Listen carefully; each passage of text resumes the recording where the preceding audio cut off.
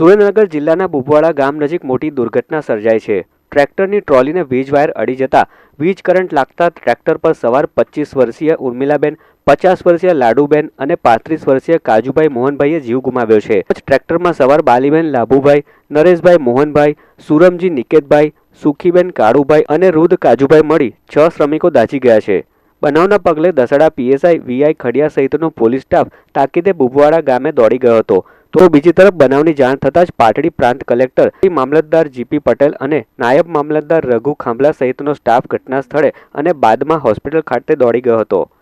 પોલીસે ઘટના સ્થળે પહોંચી ત્રણેય શ્રમિકોના મૃતદેહને પોસ્ટમોર્ટમ અર્થે પાટડી સરકારી હોસ્પિટલ ખાતે ખસેડ્યા હતા, જ્યારે ઈજાગ્રસ્ત શ્રમિકોને ગંભીર હાલતમાં સારવાર અર્થે વિરમગામની હોસ્પિટલમાં ખસેડવામાં આવ્યા હતા। પોલીસે મોત અંગેનો ગુનો દાખલ કરી આગળની કાર્યવાહી હાથ ધરી છે।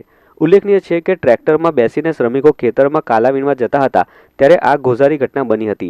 જોકે આ મામલે બુબવાડા ગામના સરપંચે અગાઉ પણ ગ્રામ પંચાયતના લેટર પેડ ઉપર પીજીવીસીએલને નીચા વાયરો અંગે લેખિત રજૂઆત કરી હતી। તંત્ર દ્વારા આંખ આડા કાન કરવામાં આવ્યા હતા, જેમાં શ્રમિકો ભરેલું ટ્રોલી સાથેનું ટ્રેક્ટર ગામમાંથી ખેતરે પહોંચે એ પહેલા જ રસ્તામાં આ ગોઝારી ઘટના બની હતી।